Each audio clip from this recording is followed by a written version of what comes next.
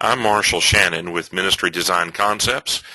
Today in our Preparing to Build series, we're going to talk about frequently asked questions, and today is an overview. Think of it as a medical doctor, family practitioner, when asked by a patient how they should take care of themselves, and the doctor gives an overview. He says, eat right and exercise.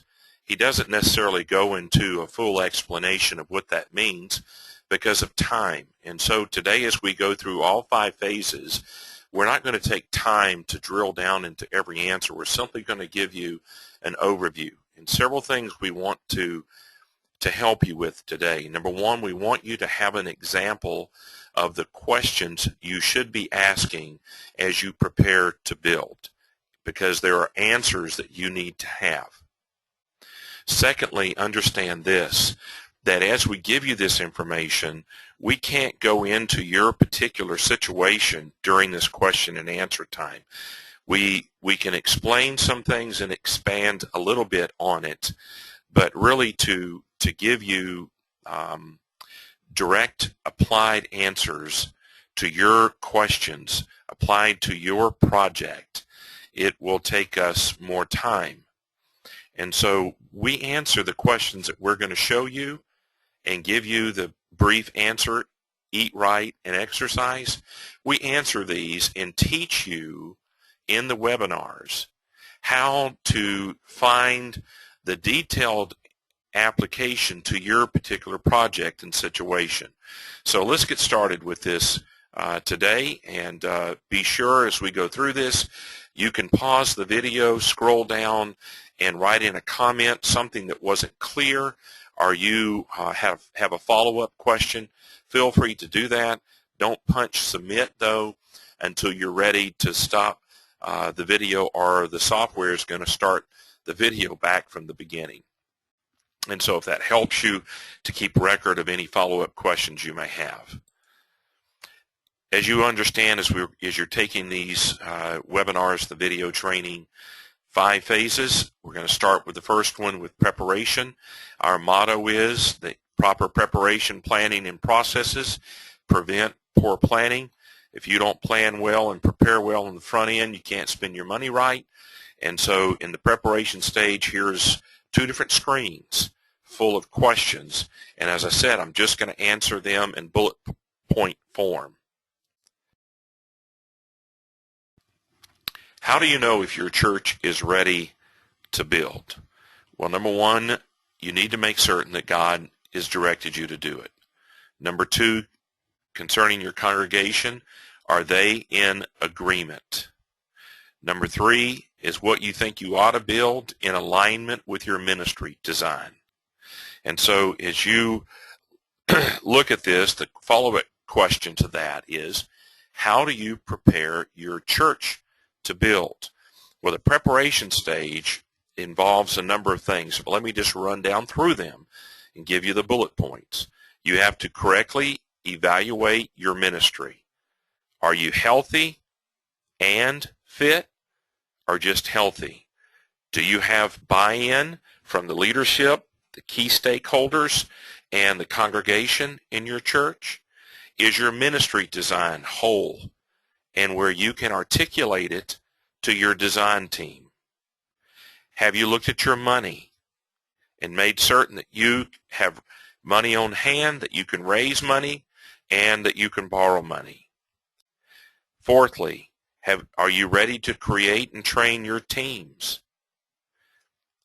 Have you done a preliminary bandwidth study, meaning your capacity of your ministry and your capabilities of your ministry? Again, looking at your money, manpower, and ministry space. Have you done a facility audit of your grounds and facilities, your buildings? And so these and a number of other things you're going to need to do. But certainly, ministry evaluation, ministry design intact and whole, and money are 3 key bullet points of eat right and exercise.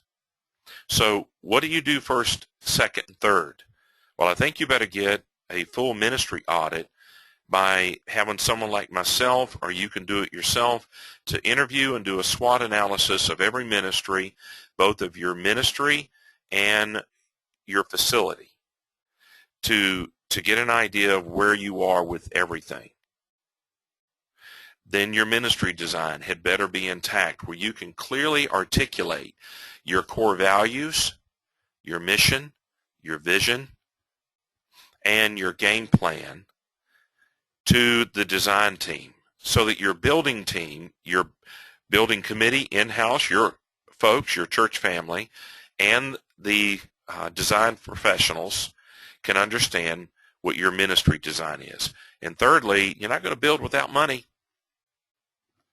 So you better have an idea of what your capabilities are to raise money, borrow money, and what you have on hand or can liquidate to raise and have cash to move ahead. Who will lead your building project? Well, if you're the senior pastor listening to this, ultimately I think you're going to be in charge. But it doesn't mean that you have to chair the building committee or the land search committee or the long-range planning committee or every subcommittee or work group. But you do have to determine, and hopefully you have a process and a game plan that you've been actively developing two types of people in your church: your volunteer workers, laborers, and leaders. If you haven't, you might want to back up the wagon here a little bit, get a hold of me, and let's talk about how you can implement a leadership and volunteer development process where you have all the leaders you'll need to lead your building project. A building project, folks, it really reveals the deficiencies in your church. You'll find the areas where you're weak, undeveloped, underdeveloped. I don't say that necessarily to frighten you. I say it to make you aware of it and to cause you to stop and properly evaluate this while it's a seed thought in your mind. You need a correct ministry audit that looks at every component of your church to help you determine if you're fit or just healthy. And I say fit because it's one thing for the doctor to declare you free of disease. It's another thing for him to declare you fit to climb Mount Everest. How will you create your building committee?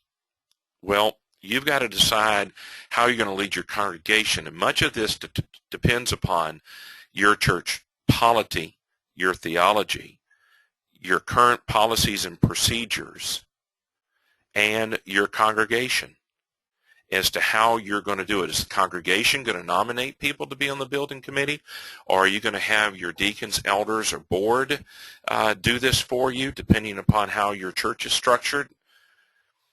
You've got questions like that, but you need to be thinking about how are you going to communicate, how are you going to create this building committee, and how are you going to navigate your way through that? Well, your written documentation will give you some direction toward it, most likely. How will you structure your building committee? Well, here's three things. If you're a small, medium, or large church, how the complexity of your structure depends upon the size and scope of your project. So with the large church, you may end up with a building committee, subcommittees, and work groups under those subcommittees. But if you're a medium-sized church, 200 to 400, some say 200 to 500, you may just need a building committee and a couple of subcommittees. If you're a small church, you may just have a building committee of 5 to 7 people who are each delegated responsibility and authority to go research and pull together different aspects and parts of your project. How will you select your building committee? Again, it comes back to the way your church is structured. And so you'll have to look at what's already in writing with your constitution and bylaws, with your former practice, what people expect in your culture of your church. Your parliamentary law gives you all kinds of instruction there, and unless you've set up your own policies and procedures that overrides your parliamentary law, you're required ethically to follow your parliamentary law. And it's there to give you guidelines about how an organization has agreed to work together. So go check all that out. And so as you go to create the building committee, structure it, and select them, aren't you going to look for people who are Christ-like and godly, who know how to put themselves last and Christ first? Aren't you looking for people with the right shape? Rick Warren talks about this in the Purpose-Driven Church. SHAPE is an acronym that stands for your spiritual gifts, your heart, your passions, your abilities, your personality, and your experience.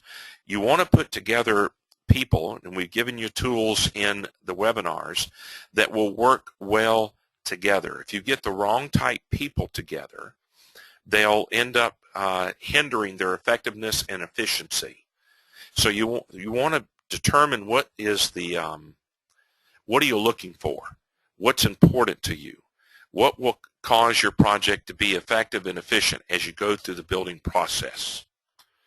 How will you train your building committee? Well, I would ask you, what methodologies are you using right now to teach and train people in your church? Would you be wise to use those same methodologies?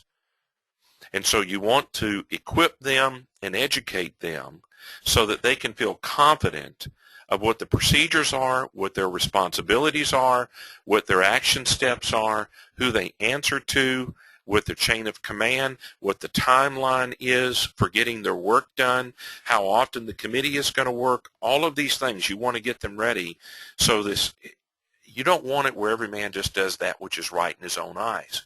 There needs to be an operational manual for your building committee. Our effort to help you is to help you develop that operational manual before you start this process, ideally, so that you'll know how to create, structure, select, and school your building committee. Now, how will you know how much you can afford? Take what money you have on hand, how much you think you can raise, how much money you think you can borrow, and subtract what you owe, and that will give you the bandwidth of your financial capability. Your capacity to take on a project can be determined by that. Now, a follow-up question to that is, how much of what you can afford should you spend? So you've got to determine, well, you can afford $1, you can afford $1. Should you spend 75 cents of that whole dollar or 99 cents of that dollar? So you've got to determine what fits into your ministry design and your long-range planning as to how much you should invest in your next building project so that you balance out the progress of your ministry overall with your building program, so you don't extend yourself financially and every other way, manpower and other resources, into a building and cripple your ability to fulfill the Great Commission as God has called you. How much do you budget for each part of the project? Well, let me just run down some things and you can piece them together. An architect is, and this is just rule of thumb as I see it in the marketplace, is charging normally 6 to 8%. I've got friends who charge 2.5%. I've got off-the-shelf plans with support of an architect for 3 to 5%, and I've got architects who will provide full services for 6 to 8%, and there are some I've seen who've charged 12%. So does that confuse you sufficiently? Just look at 6 to 8%. For the site work, if you're building on virgin property that's never been developed, there's no water, no utilities, no detention pond, no other buildings on it, maybe farmland or trees on it, pasture and trees and a stream. You've just got a piece of land sitting there that's undeveloped and underdeveloped. What the guys have taught me, and as we've looked at projects, you're going to spend between 30 and 45% of your total project cost to develop that undeveloped or underdeveloped property, because you've got to put in everything. Now, if you've already got buildings on it and everything is sufficient with your utilities and detention and sewage and so forth, you may only spend 10 to 30%. And again, this is a eat right and exercise answer. Applying the due diligence to determine what the land will need to develop it is your job to get the industry professionals in there and to do their work so you can nail it down with a correct estimate of the cost. Now, the structure. A lot of what you can spend on the structure will be determined by how much you have to spend on site work. And site work is an unknown. We guess at it until you get more firm numbers. Then there's FF&E. I would tell you just off the top of my head, 5 to 10% pre-construction fees and services. You got permitting and maybe some other things you have to do like soil testing and borings and some other things you might need to do, surveys and so forth that would come underneath that pre-construction that you're spending before you break ground, that may be management fees and permitting fees. And so you might have 1-2%. On $1 million project, you might set aside $15,000, $20,000 for that. But again, folks, answering this, you've got to go dig into it with your industry professionals. I'm just trying to get you ready so you're thinking this way and even know that this is a part of the equation. Next is contingency. I've used 3 to 5% working with the national church builders. Some of my friends have used 10 to 15%. And again, it all depends on the complexity of the project and the unknowns of the project when you're planning. All right, add them up. You see that you have to really work hard to make certain that you can move ahead with your project. It's why so many projects end up starting and then stalling out is because they didn't know what was coming down the road and how to prepare for it. How much startup money will you need? Well, you've got surveys and master plans and soil testing and borings to do. You may have some other things that will be involved with the government and zoning and some other cost. And so if you've got $1 million project, in order to pay for your master plan and the surveys and some of the other things, you probably better set aside $30,000 to $50,000 just to get to the place where you're ready to raise money and get congregational approval of what you think you ought to build next. Again, if you go into this with no money, you're in trouble. If you have shorted yourself, and so you have to, again, do some homework to see, all right, we want a master plan. How much is this going to cost? $5,000, $10,000, $15,000, $20,000? And it all depends on who you're hiring and the scope and the services they're providing to do that. Surveyors, what it's going to cost to survey and do a topo. There's just a lot of variables here. How will you know what to build next? Well, you've got to decide by your values and your ministry and your game plan what's mission critical so that you don't cripple your ministry by failing to provide a tool, ministry space, building space, both inside and outside space, to move your ministry along as God has intended for you to. How do you know what it'll cost? Well, you better have someone who does estimating all the time. I suggest, and for the last 30 years, we've gotten a builder or builders involved on the front end to look at the concept and the initial drawings to be able to give you a ballpark range of what it will cost in your area.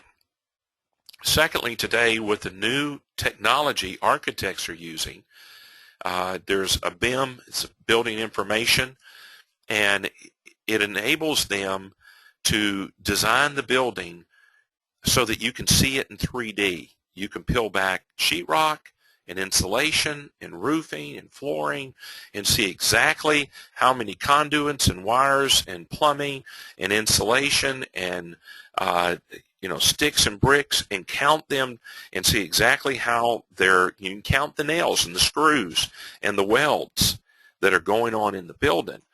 And when you have that, someone who knows how to estimate, both the builder and someone who's familiar with on an architect's payroll, and you have independent companies who can do cost estimates as well. they'll give you, and you're kind of getting it from the horse's mouth if you get it from the builder. So how do you know what it will cost? Well, you've got to look at the market in your situation and have people that you can trust who have skin in the game who can go and give you a price. How do you know the bandwidth of your property? Well, you've got to have an architect, maybe a civil engineer, to stop and look at all the codes in your zoning, to be able to peel back the layers of regulations and the strength and the setting and the conditions of your property to determine what you can and cannot do. Just because you've got 15 acres doesn't mean you can build on all 15 acres. And you've got to have an industry professional to dig at that, to come back and give you a pretty fair idea if you can build again on that property or how much you can build and pave and play on and so forth. How do you know if you will be allowed to build on your property? Well, you go buy a piece of property. We spend an entire webinar and multiple documents giving you the questions to ask and to verify and confirm certain technical things and ministry things about the property. So you have two areas you have to dig into: the technical, the codes and the technical aspects of your property, and the traffic patterns around it. I mean, you've got all these mechanical problems, technical and mechanical variables about your land. And then there's ministry variables to make certain that what you can do on the property, will it let you carry out your full game plan on that property, or is it going to hinder or restrict you from letting your ministry blossom, grow to its full completeness on that property? So you're going to need you as the ministry architect for your ministry, and an architect who designs and deals with churches, perhaps an engineer like a civil engineer, to dig into this for you. In one of the webinars, we answer this for you. How do you know if you should wait to build? If you've evaluated your ministry design, and your money, and you come up short enough that it's not wise to move forward, then you need to hold off until you get some things corrected, completed, and more than just healthy but fit, so that you can move ahead.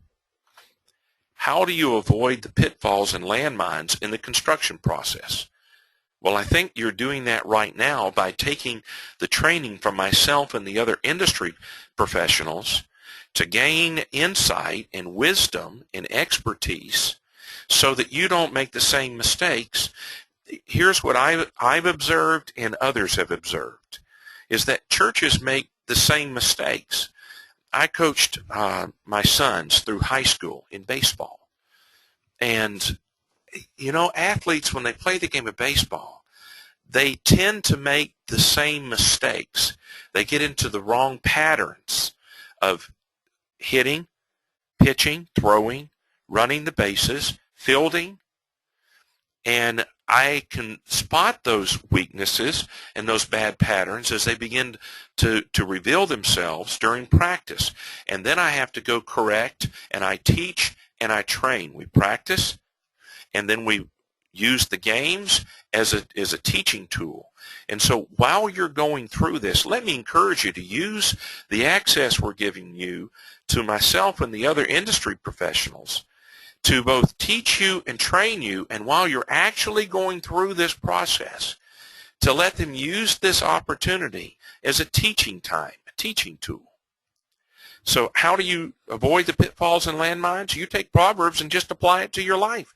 You look at the failures of others. 1 Corinthians 10 talks about learning from the mistakes of those that have gone before us. Now, let's move into the planning stage.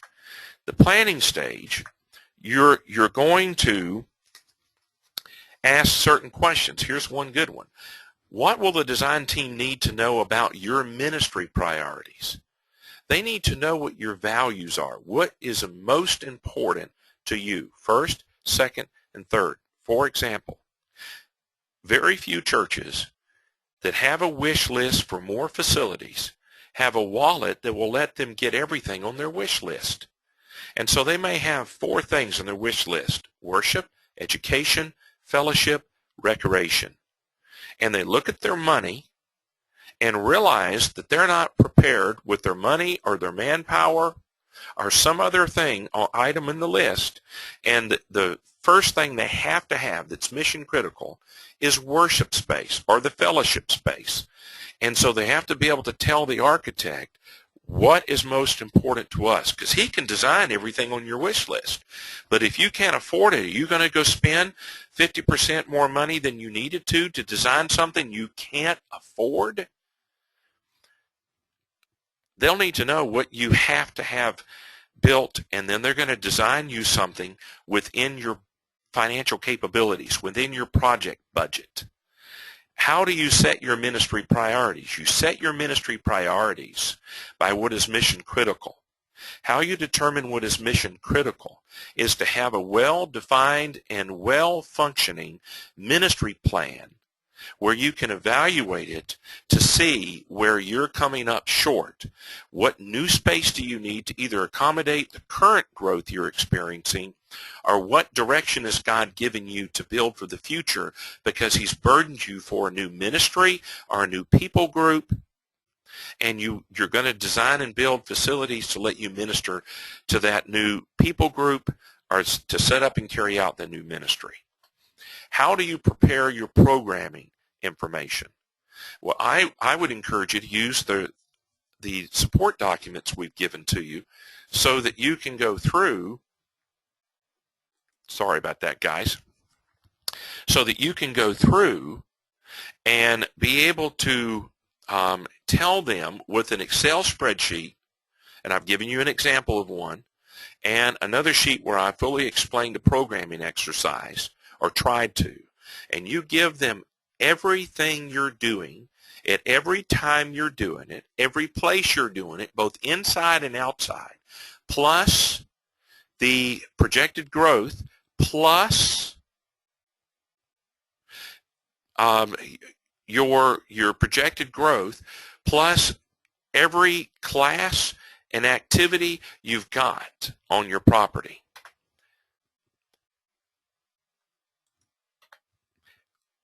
What do you need to know about your existing property and facilities? What do you need to know about your existing property and facilities? And the answer is as much as you possibly can. So a facility audit will help you get a grasp on the condition and the life cycle, the life expectancy of, say, your heat and air, your roof, your flooring, some of the equipment and furniture and fixtures that are on your property. You don't want to pay full attention to a new building and just forget about caring for your existing facilities and allow that to go uncared for. You have to steward the old and the new. But you need to let them know and give them a set of as-built plans so they can see if you're adding onto connecting an existing building to a new building, their ability to be able to see inside of how the existing building was put together may be very important for them. So they can collaborate, coordinate, and orchestrate the old with the new. What delivery system do you use? Well, you've got 3. And then variables of each of those 3, traditional, design, build, and construction management. Well, it depends on your risk versus reward decision. Do you want to save more money and gain more of the benefits from taking more risk, or would you rather cast all the risk for the cost and other things on the industry professional? And the fit of traditional design, build, or construction management in great deal depends upon what fits your risk versus reward answer. What do you, how do you select your building team? Well, we're talking about your industry professionals here.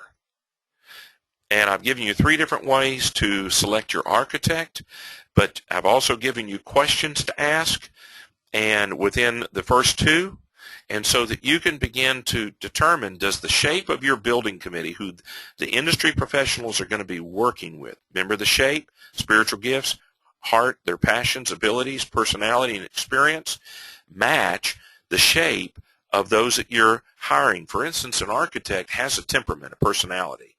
They also have abilities. I believe architects have an artistic, architectural DNA. Where left to themselves, they will naturally gravitate toward a certain style church building.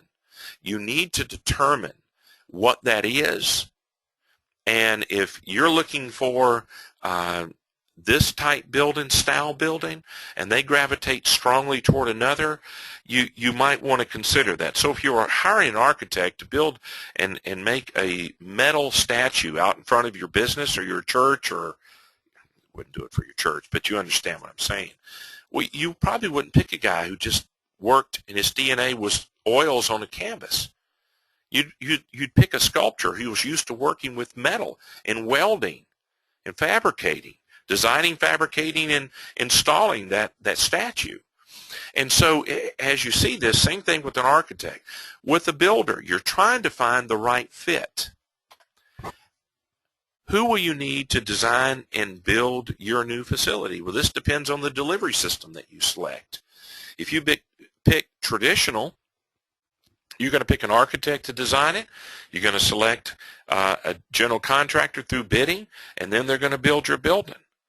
If you're going to use an integrated project delivery system where you bring all the players, all the industry professionals, from architect to builder to engineers to suppliers to interior designer, landscape designers, and others, and church consultants like myself, bring them all together up front to start your project during the planning stage, you've got to decide. You're definitely going to need an architect and engineers. You're going to have a builder.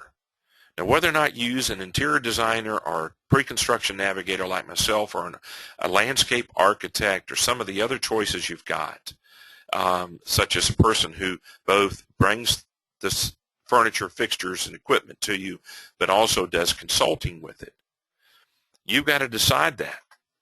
What do you do with your existing facilities? Well, you may retrofit them or repurpose them, but you're still going to use them. But how you use them and when you use them and who uses them may change. How do you prepare to hire the right design and construction team?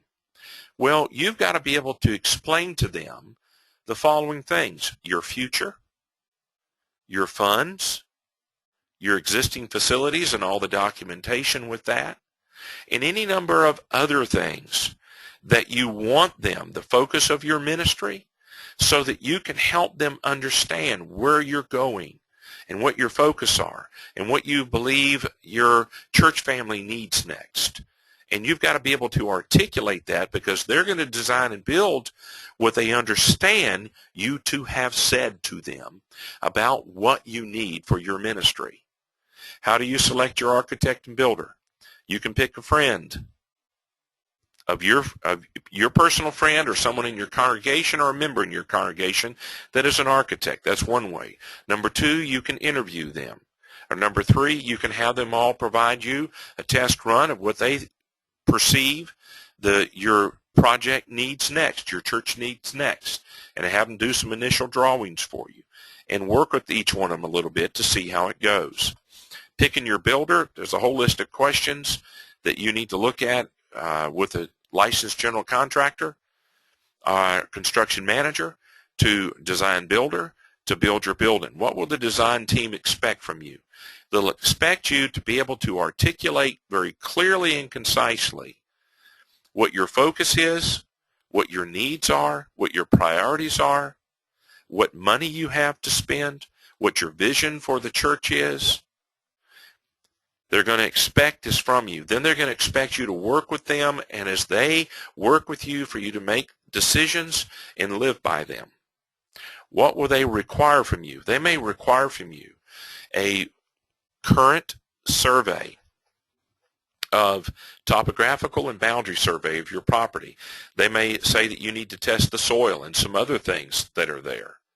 They're going to expect you to meet with them and to put in writing, perhaps, all of your programming needs, both projections of growth and future ministries that you may plan to start.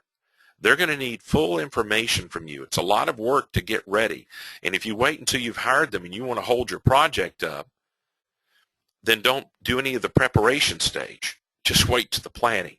So that's why we tell you, go get all this together and then let them help you perfect it. What will the local government require from you? Well, you've got to get your plans permitted and permission.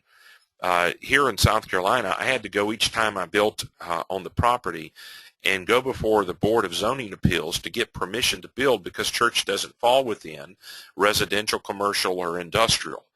And we had to get permission here. So you need to go find out what they require.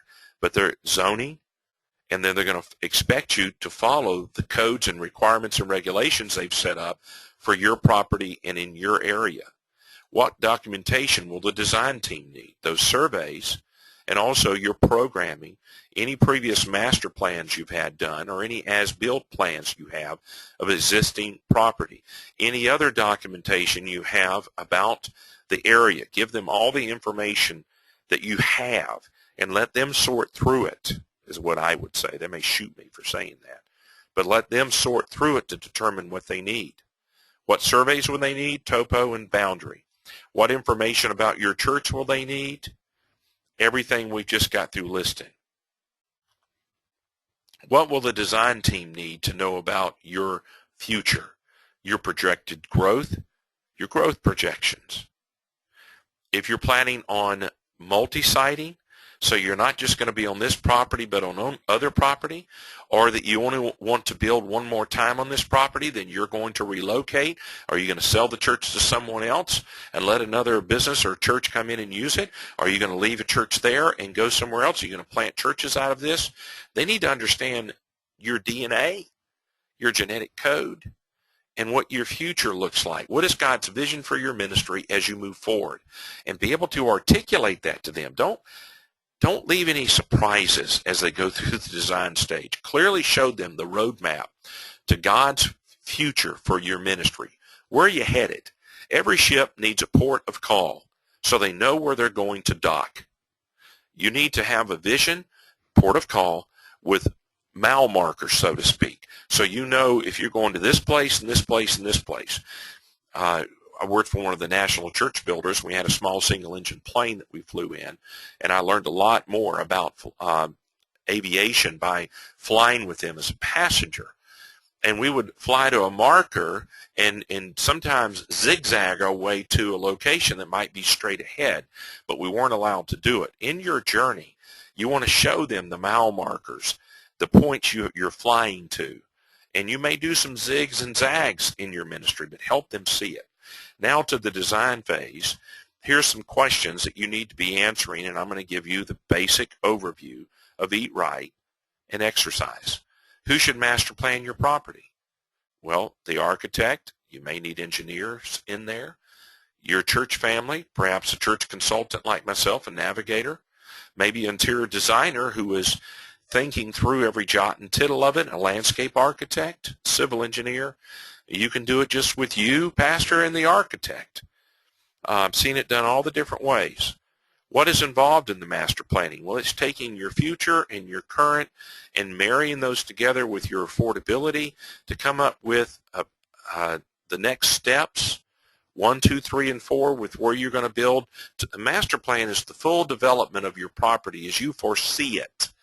So on your master plan, you'll have the next phase, the floor plan elevations of it, where it fits on the site, but you also may have drawn out in blocks where the next 2 or 3 phases will go until you have exhausted the bandwidth of your property. Who should lead the master planning process? Well, your architect should lead it. And then you should let him set up the process for you and work hand in hand with him as a team member. Make him an honorary member of your church during this process. That's surely how I have looked at myself as I've helped churches.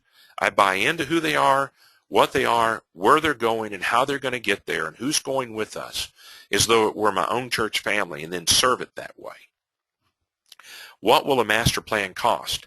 $5,000, $10,000, $15,000, $25,000, depending upon the scope and complexity of your master plan. I've seen strategic master planning that provides much more than just blocks on the site plan, but fully developed floor plans and elevations and even modeling, 3D and otherwise, to give you an idea. So the price. But you can go get a master plan done, and I've seen it done, $7,000, $10,000, $12,000. You're going to have to shop around some. How long will it take? It can take 4 weeks, it can take 4 months, and it can take a year. Depends on how quickly the church works with the architect. It's usually not the professionals who slow you down. It's the church trying to decide things. They don't decide very often. Let me tell you, it's not a wheel that's well greased when it comes to preparing and planning to build church buildings. Churches don't do that often enough. Your industry professionals do it every day. So it's usually the church who is having to marinate on decisions or has some uncertainty and unease about making a decision because they don't understand what the end result of living with that decision is.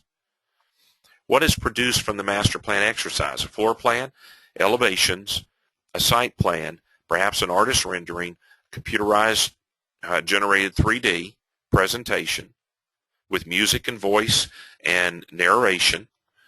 And so you have those things coming from it. It should give you a tool to help you deal with your congregation and your fundraising, your pledges, your bank with lending you money, and your local authorities with approving the plan. But by the way, I'd go talk to your local authorities and make sure the architect does on the front end before he ever puts pen to paper to begin to get an idea of what is the posture of your local building authorities toward your church and your expansion.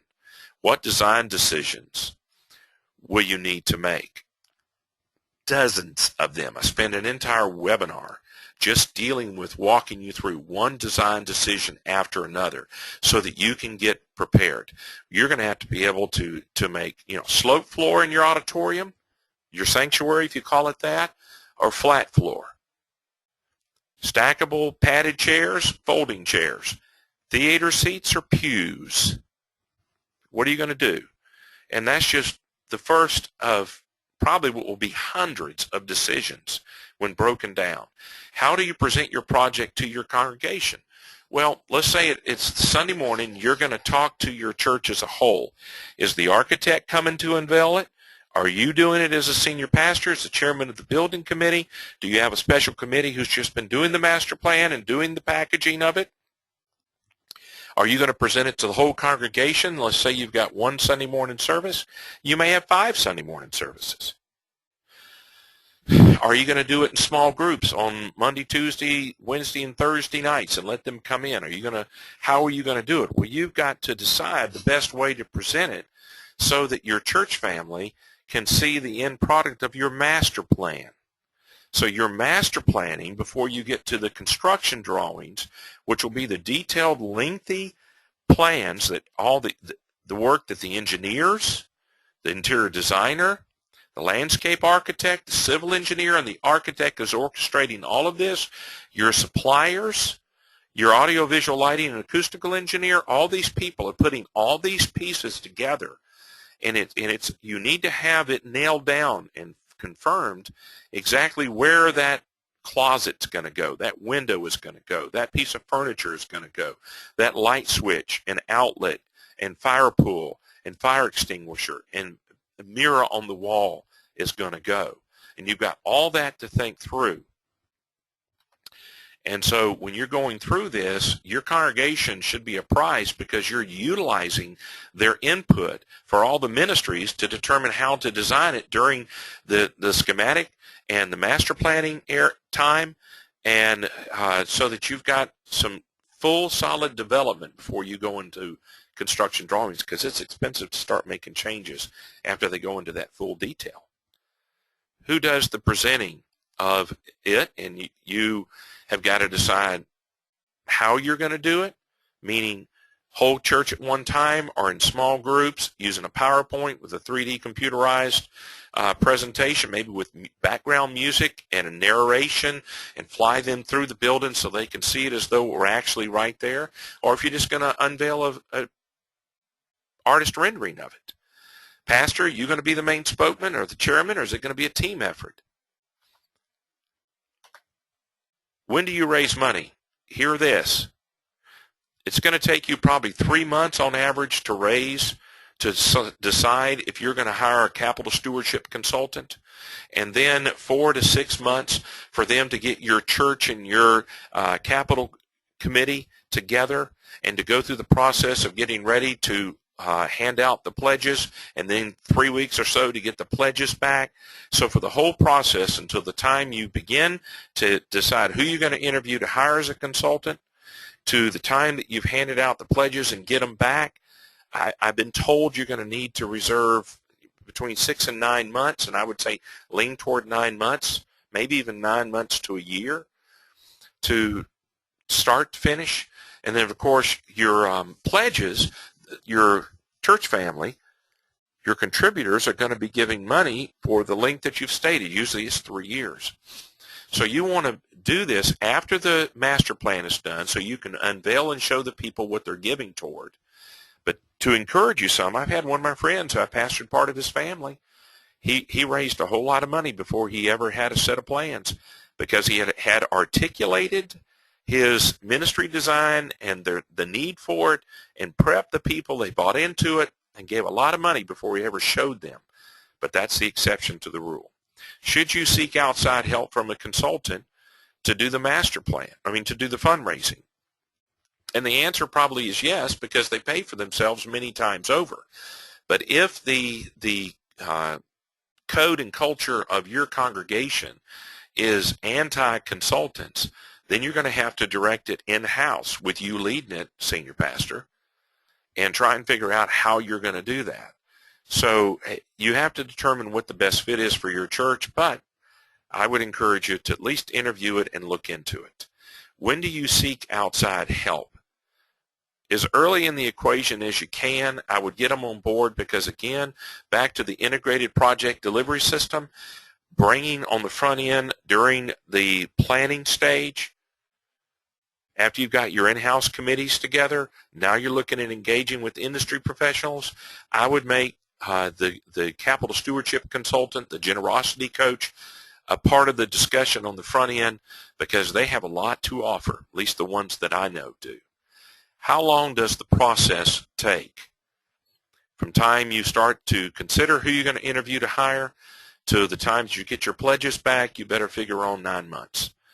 What will it cost? Well, I've seen projects done in the last 5 years with 200 people and maybe a giving record of $1,000 per person. So 200 people times $1,000, $200,000 budget was $25,000 to do a capital campaign for a consultant.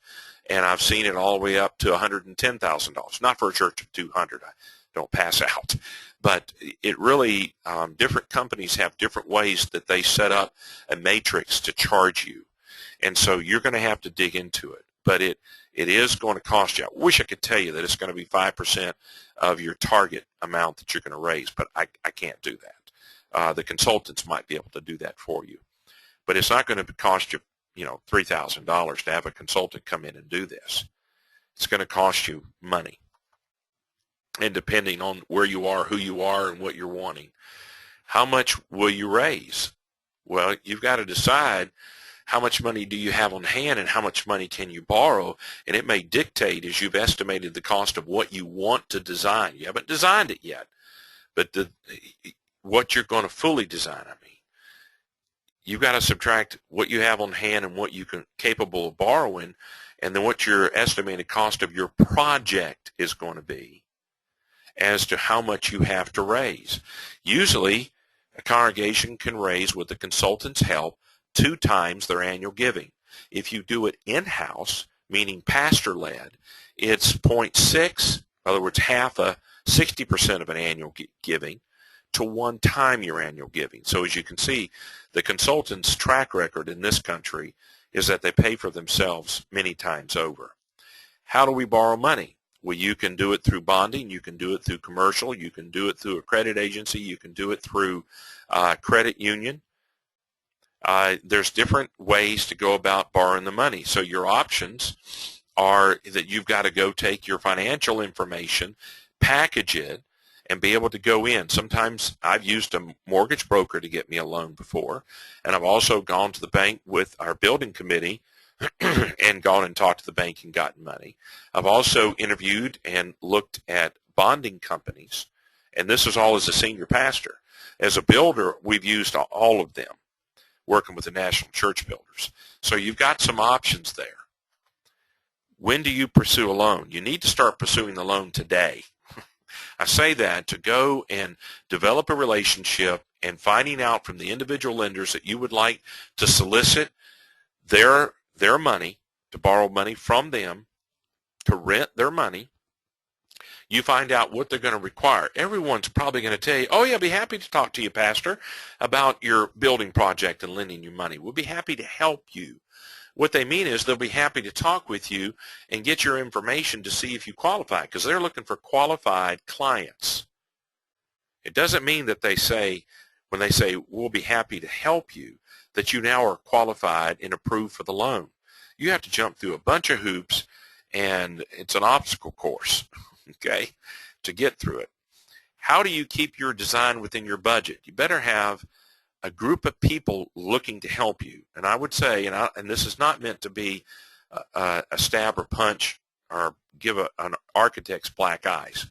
It's meant to look in the multitude of counselors. So you put a lot of eyeballs on your design as it is developed to catch it, because we're all human. Secondly, have people who have skin in the game, means they're building in your area. Look at those plans, and I go into some detail about the different ways to do that in our webinars. But you've got to work with the right people who are good at their job to make certain that what's being designed from the time it's a schematic, just a drawing on the ground, on the paper, just lines on the paper, to begin knowing, well, this is what this is likely going to cost within a range. What are the steps after you master plan your site? Well, you've got fundraising to do. You've got building authorities to talk to, and you have lenders to talk to, and your congregation to talk to. How long will it take for the design team to finish the plans? The full plans may take them beyond, once you've released them to do the construction drawings, may take them 8, 12 weeks. Some guys might do it better, quicker, depending on the workload they're under, how much is in their funnel and their pipeline of work that their staff is doing. Because in an architect, he's got multiple engineers, draftsmen, and some other folks on his payroll, either as W-4s or 1099s, that are doing this work to put it all together. And so they're all working together to get it done. Secondly, if you keep changing your mind during this time, it's only going to lengthen it and may cost you more money. How long will the local building authorities take to review and approve the plans? I have seen them almost approved over the phone. You dropped off the plans, called them back that afternoon, and they said, yeah, we looked at them and looked fine. I've also seen it take a long time. That's why I told you, don't piddle-paddle around here. Go talk to the local authorities, develop a relationship with them. They may be in need of Christ, and you can minister to them while you find out, with hat in hand, what do I need to expect here? You also might talk to your local industry professionals like architects and builders in your area to find out their relationship with the local building authorities. And if you find a guy who's hated, disrespected, unliked, disliked by the local building authorities who are approving and permitting your plans, you might want to reconsider hiring that industry professional. Because it could take a long time for them to work with them. What is your part in working with the local authorities? Little to much. It just depends on your situation. Now to the construction phase. How will you select your builder? If you use the traditional, you're doing it through the bidding. If you're doing design build, you're probably doing it through the interview or through the process where you have 3 or 4 design builders with their architects submit their version of what your vision would look like on your site, and you get an idea of how well you work with them. Or you could pick a guy who's just because of a relational. I used the same architect 5 times, and they've used him 2 or 3 times since I finished pastoring that church, same architect every time. Well, sometimes churches say, well, my brother-in-law is an architect. Why don't we use him? That may or may not work for you. But when it comes to selecting your builder, you may interview them, you may look at their references, you may have one in your church, or you may have builders come and help with an architect as they go through the design of the building. Who oversees the bidding process? The architect does, but you're going to help in that, but he's paid. If you pay him, he will oversee the bidding process if you do the traditional way. If you use construction management pure agency, you've got the bidding process where the project manager in the construction management firm is involved in administrating that. And some architects really appreciate the construction manager taking that off of them. What is needed before you start construction? And so how long will the construction take? 8 months to 16 months, depending upon the complexity and conditions and weather and several other factors in your project. What is needed before you start construction? Plans have to be permitted. Our builder has to be selected. They may have upfront mobilization fees you have to pay, and they got to get mobilized on site with a construction trailer, the dumpster, the porta potty, and other things. What do you need to do during construction? You're going to have to meet with the, if you're using construction management, the project manager. If you're using traditional and design build, your site foreman, construction foreman, and then maybe their project manager in their home office who is dealing with several projects at one time, and you'll have to answer any questions, make any decisions, work with the architect and the builder to deal with change orders and your local building authorities. It's very unlikely that you're just going to be able to walk away from the project during the 8 to 18 months that it's coming out of the ground. You're going to have to assign one person who's a spokesman and contact person for your church with the industry professionals and work through whatever they need to make it happen. They're going to need your support because you're the owner. It's your project. You have to make decisions as you come along. Who will work with the contractors? Well, probably your chairman of your building committee, but at times you may have subcommittee chairmen or even work group foremen, chairmen, who are helping in this. But you've got to decide who's going to work with the contractors. And what is a change order? Change order comes from several things, and I'll answer each one of these things. They come from either the architect making a mistake, the local building authorities finding a problem and making you change something, or the church. So the designers, the government, or the client, the church. What's involved in it is seeing the need for making a change order that may save you money, cost you money, may save you time or cost you time.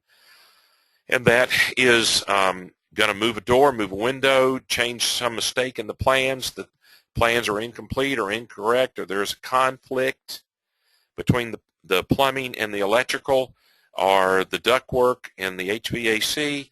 And so they've got to set up a detailed document, have the architect approve it, the builder probably is generated as he's built the building, and have your signature, the architect's signature, and probably have to have the local building authorities approve it.